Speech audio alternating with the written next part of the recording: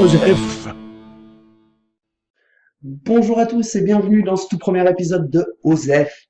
Aujourd'hui, je vais vous parler des prix Ig Nobel. Alors tout le monde, c'est certain, a déjà entendu parler des prix Nobel, dont le premier a été remis en 1901. Suite aux dernières volontés de leur créateur Alfred Nobel, qui d'ailleurs se trouve être le papa de la dynamite, ils sont décernés chaque année à des personnes ayant contribué le plus à l'amélioration de l'humanité dans des domaines tels que la littérature, la physique, la médecine, la paix, les mathématiques et beaucoup d'autres. Revenons à nos moutons et parlons plutôt des Ig Nobel, qui sont une sorte de parodie des Nobel, récompensant les recherches les plus what the fuck dans exactement les mêmes secteurs d'activité. Certains auront peut-être remarqué le jeu de mots volontaire ignoble, ignoble en anglais, ignoble, ignoble, ignoble, ignoble. Vous voyez? Ils sont également remis une fois par an au Sanders Theater de la prestigieuse université de Harvard.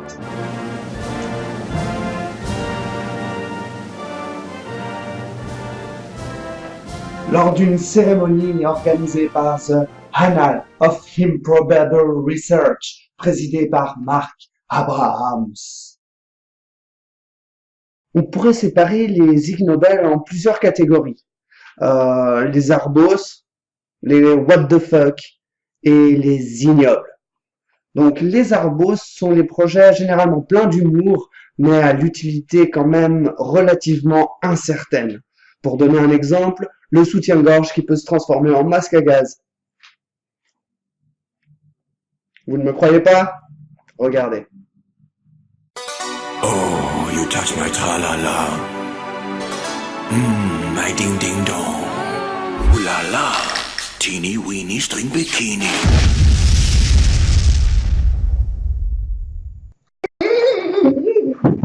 Nous avons ensuite les what the fuck.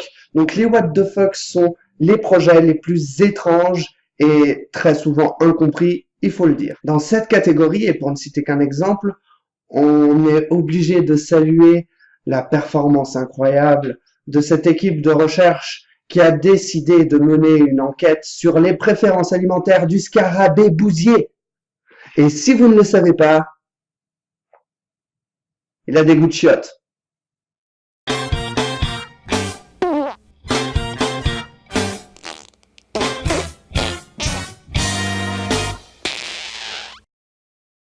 La dernière catégorie que j'aime appeler les ignobles. Les ignobles ne sont pas remis pour récompenser une recherche, mais plutôt pour dénoncer une pratique ou un acte, souvent remis dans le cadre de la littérature et de la paix. Pour citer un exemple, Jacques Chirac a reçu son Ig Nobel de la paix, car pour les 50 ans du bombardement d'Hiroshima, il a décidé de faire des essais nucléaires dans le Pacifique. Bien joué, Jackie. Bien joué. Merci qui? Merci Jackie.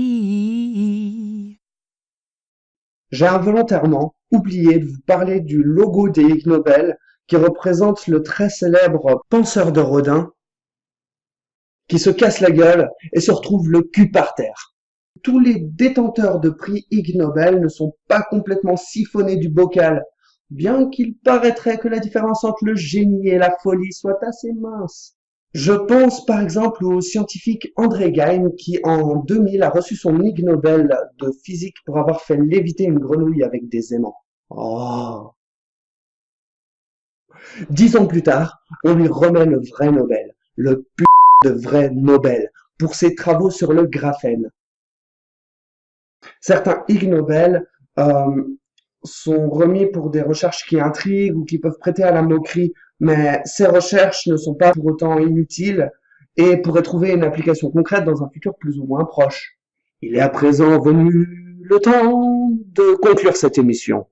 J'espère que ça vous a plu. Merci d'avoir eu le courage de la regarder jusqu'au bout. N'hésitez pas à me laisser vos remarques, qu'elles soient positives ou négatives, dans les commentaires, car toute critique est bonne à prendre.